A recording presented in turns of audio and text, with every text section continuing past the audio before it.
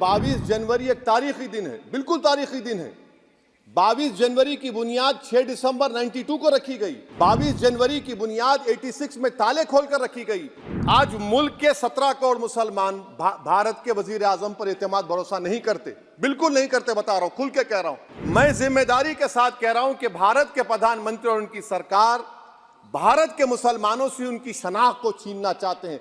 ख्वाजा अजमेरी के आस्थाने पर चादर बिछाइए। नरेंद्र मोदी इस मुल्क में तारीख लिखना चाहते हैं। क्या तारीख लिखना चाहते हैं? कि मैंने इस देश को, गांधी अंबेडकर के देश को मैंने हिंदू राष्ट्र बना दिया। मैं अपने बचपने में जब हिस्ट्री पढ़ता था तो मैंने एक स्टैचू की फोटो देखी थी, प्रीस्ट किंग ऑफ मोहनजोदारो। ऐसा लगता है कि वैसा ही लग रहा है कि प्रधानमंत्री नहीं है बल्कि पुजारी सम्राट बन चुके हैं वो। हमारे देश के प्रधानमंत्री सर, वतन अजीज के वजीर आजम, मैं बड़ी जिम्मेदारी के साथ कह रहा हूं कि मैं अपने बचपने में जब हिस्ट्री पढ़ता था तो मैंने एक स्टैचू की फोटो देखी थी, प्रीस्ट किंग ऑफ मोहनजोदारो। ऐसा लगता है कि वैसा ही लग रहा है कि प्रधानमंत्री नहीं है बल्कि पुजारी सम्राट बन चुके हैं वो।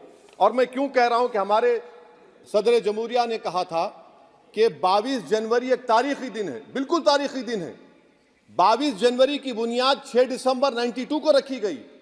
22 जनवरी की बुनियाद 86 में ताले खोलकर रखी गई। 22 जनवरी की बुनियाद जीबी पंत ने रखी थी, इसीलिए तारीखी दिन है।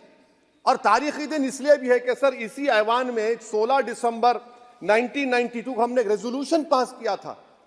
आप बताइए कि आज इस मुल्क में चाहे कोई सेकुलर पार्टी का हो या जो भी हो, वाले सब सेकुलर है, बुरा मैं हूं, किसी में हिम्मत नहीं है कि 6 दिसंबर की बात की जाए। और वो तारीखी दिन इसलिए भी है सर, इंसाफ करने वालों में एक एनसीएलटी के चेयरमैन, एक गवर्नर और एक नामजद शुदा रुकने पार्लियामेंट बैठे हुए थे। अब आप बताइए मेरे पास बचा क्या है? बचा यह है कि आर्टिकल 32 बचा है जिसको बाबा साहब अम्बेडकर ने दिया। आज मुल्क के 17 करोड़ मुसलमान भारत के वजीर आजम पर एतमाद भरोसा नहीं करते, बिल्कुल नहीं करते। बता रहा हूं, खुल के कह रहा हूं। अगर आप आर्टिकल 32 का ड्यू प्रोसेस ही खत्म कर देंगे तो फिर मेरे पास क्या बचेगा सर? क्या बचेगा? मैं तो यहां खड़े होकर वो सुप्रीम कोर्ट के मायानाज बेबाक वकील दुष्यंत दवे की तरह तो नहीं कह सकता। मुझे आज भी रूल ऑफ लॉ में भरोसा है, मुझे आज भी कानून पर, संविधान पर भरोसा है, मगर ड्यू प्रोसेस तो फॉलो होना चाहिए। ड्यू प्रोसेस फॉलो नहीं हो रहा। एक तारीखी दिन 22 जनवरी था, एक तारीखी दिन 31 जनवरी था। सर रात के अंधेरे में अपील किए बगैर आप आरे लेकर रास्ता खोल देते हैं। क्या पैगाम दे रहे हैं सर?